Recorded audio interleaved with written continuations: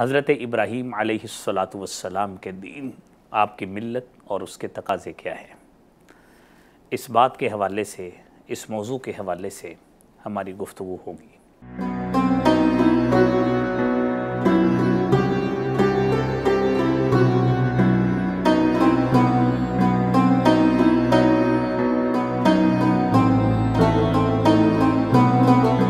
بسم اللہ والحمد للہ والصلاة والسلام علی رسول اللہ۔ محترم ناظرین کرام، ذی الحج کے ان بابرکت ایام میں حضرت ابراہیم علیہ السلام کے دین، آپ کی ملت اور اس کے تقاضے کیا ہیں، اس بات کے حوالے سے، اس موضوع کے حوالے سے ہماری گفتگو ہوگی۔ یہ ذی الحج کے ایام ہیں اور جہاں پہ ہم نے قربانی کرنی ہے، جانوروں کو اللہ کے راستے میں قربان کرنا ہے، اور اس عقیدے کی بنیاد کا ثبوت ہم نے دینا ہے کہ اللہ رب العالمین آج ہمارا پیسہ جس سے ہم نے قربانی خریدی ہے وہ تیرے راستے میں ہم قربان کر رہے ہیں، اور اس قربانی کی یاد میں جو قربانی حضرت اسماعیل علیہ السلام کی صورت میں حضرت ابراہیم علیہ السلام نے پیش کی تھی، جسے قرآن کریم میں سورہ صافات میں بتایا گیا ہے۔ محترم ناظرین، حضرت ابراہیم علیہ السلام ان قربانیوں کے امتحانات میں کامیاب ہوئے، لیکن اس کی بنیاد وہ عقیدہ تھا جو حضرت ابراہیم علیہ السلام نے اپنے گھر باپ کے سامنے، اپنی قوم ملت کے سامنے، حتیٰ کہ بادشاہ ظالم کے سامنے ایک ہی عقیدہ پیش کیا، اور وہ عقیدہ توحید تھا۔ اور ہماری گفتگو کا عنوان بھی یہی ہے کہ اس کا تقاضا کیا ہے۔ وہ سب سے پہلے بات یہ ہے کہ ہم ابراہیم کے عقیدے کے تقاضے کو یوں مد نظر رکھیں کہ نفع و نقصان کا مالک صرف اللہ کی ذات ہے۔ محترم ناظرین، اللہ رب العالمین نے قرآن کریم میں حضرت ابراہیم علیہ السلام کے حوالے سے تذکرہ پورا وہ کیا ہے کہ اذ قال لأبیہ وقومہ ما تعبدون، کہ ابراہیم نے جب اپنے باپ سے اور اپنے قوم سے کہا ما تعبدون، کس چیز کی عبادت کرتے ہو؟ سورہ شعراء میں تذکرہ ہے۔ قالوا نعبد اصناما، انہوں نے کہا ہم تو بتوں کو پوجتے ہیں، ہم تو بتوں کے پجاری ہیں۔ فنظل لها عاکفین، اور ہم انہی کی یعنی اسی کے مجاور بنے رہتے ہیں، بتوں کے، اور انہی کی سیوا میں لگے رہتے ہیں۔ قال هل يسمعونكم اذ تدعون، ابراہیم نے کہا اگر تم انہی کی سیوا میں لگے رہتے ہو تو ذرا بتائیے، هل يسمعونكم اذ تدعون، تم انہیں بلاتے ہو تو بتائیے ذرا وہ تمہیں جواب دیتے ہیں۔ او ينفعونكم، یا وہ تمہیں نفع دیتے ہیں، او یضرون، یا نقصان دیتے ہیں، تو یہ ذرا ہمیں بتائیے کہ وہ کیا کرتے ہیں۔ تو ان کا آگے سے جواب کیا تھا؟ قالوا بل وجدنا آباءنا كذلك يفعلون، کہ ہم نے تو اپنے آباء و اجداد کو یوں ہی پایا ہے، كذلك يفعلون، وہ بھی اسی طرح ہی کرتے تھے۔ اچھا، ثبوت کیا ہے؟ کام کرنے کی دلیل کیا ہے؟ کہ آباء و اجداد کرتے تھے۔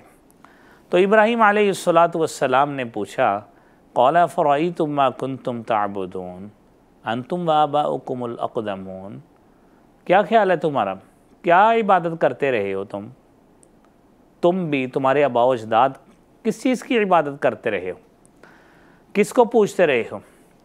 یہ جن کی تم پوجا کرتے رہے ہو، انہم عدو لی، یہ میرے بھی دشمن ہیں، الا رب العالمین، یعنی خالق و مالک صرف تو اللہ کی ذات ہے، نفع بھی وہی دیتا ہے، نقصان بھی وہی دیتا ہے۔ تو یہ تمام باتیں، تمام یہ چیزیں، یہ تمام کی تمام جو بھی ہماری زندگی سے متعلق ہیں، پیدا بھی اسی نے کیا، بیماریاں بھی وہی دیتا ہے، شفا بھی وہی دیتا ہے۔ تو یہ تمام باتیں حضرت ابراہیم علیہ السلام کی اپنی قوم کے ساتھ ہوئی۔ اور پھر اگلی بات یہ ہے کہ اختیارات اور تصرفات کا مالک صرف اللہ کی ذات ہے۔ قرآن کریم میں اسی بنیاد پہ سورہ ممتحنہ میں اللہ رب العالمین نے حضرت ابراہیم علیہ السلام کی زندگی کو اسوہ حسنہ قرار دیا ہے۔ وہ کیوں قرار دیا؟ کہ انہوں نے کیا کہا تھا؟ انہوں نے ابراہیم علیہ السلام نے اپنی قوم میں اعلان کیا ما املک لک من اللہ من شیء، کہ میرے پاس کوئی اختیار اور ملکیت نہیں ہے اللہ کے سامنے، میرے پاس اختیار نہیں ہے۔ تمہارا عقیدہ جو ہے، دیکھیں نا، اس بنیاد پہ کہا قد کانت لکم اسوۃ حسنۃ فی ابراہیم والذین معہ، ابراہیم اور ان کے پیروکار، ان کے لیے، ان میں تمہارے لیے اسوہ حسن ہے۔ جب ابراہیم نے اور ان کے ساتھیوں نے کہا کہ ہم تو بری ہیں جس کی تم عبادت کرتے ہو، ہم اس کا انکار کرتے ہیں، اور یہ بغض، یہ دشمنی، نفرت تمہارے منہ سے ظاہر ہو گئی ہے، ما املک لک من اللہ من شیء، میں تمہارے ان اعمال کا اللہ کے پاس کوئی ذمہ دار نہیں ہوں۔ تو کیوں کہا؟ کیونکہ وہ غلط عقائد کے مالک تھے۔ اور پھر اگلی بات یہ ہے، تقاضا ابراہیم علیہ السلام کی سیرت پہ چلنے کا یہ ہے کہ ہم حاجت روا اور مشکل کشا صرف اللہ کی ذات کو سمجھے۔ ابراہیم کو اللہ تعالیٰ نے 86 سال کی عمر میں اسماعیل عطا فرمائے، 99 سال کی عمر میں اسحاق عطا فرمائے۔ تو اتنے سال جب اولاد نہیں ملی تو کس سے مانگا؟ اللہ رب العالمین، رب هب لی من الصالحین، اللہ مجھے صالحین میں سے اولاد عطا فرما۔ فبشرناہ بغلام حلیم، ہم نے بردبار بیٹا عطا فرمایا۔ فلما بلغ معہ السعی، جب وہ اپنی اصل عمر کو، جوانی کو پہنچا، تو باپ نے کہا یا بنی انی اری فی المنام انی اذبحک فانظر ماذا تری، کہ بیٹا جی میں تو آپ کو خواب میں دیکھ رہا تھا کہ میں آپ کو ذبح کر رہا ہوں، تو بتائیے آپ کا کیا خیال ہے؟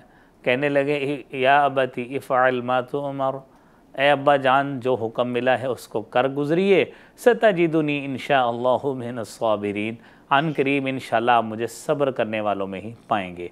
تو یہ تمام باتیں اس بات پہ دلالت کرتی ہیں کہ عقیدہ توحید ہے جو توکل، بھروسہ، صبر، استقامت عطا فرماتا ہے، کہ اتنی دیر بعد بھی بیٹا ملا تو آگے سے کوئی چونچ رہا نہیں کی۔ اسی لیے اللہ نے فرمایا کہ اللہ نے آزمایا بکلمات فاتمہن، ابراہیم ان میں پورا اترے، اور جب پورا اترے اللہ نے کہا انی جاعلک للناس اماما، کہ میں تجھے دنیا کا امام بنانے والا ہوں۔ اللہ کریم ہمیں ان چیزوں کو سمجھ کر اور صحیح عقیدہ راسخ اس کے مطابق بنانے کی توفیق عطا فرمائے۔ پروگرام ستارہ حرم کے ساتھ اپنے میزبان کو اجازت دیجیے۔ اللہ حافظ و ناصر۔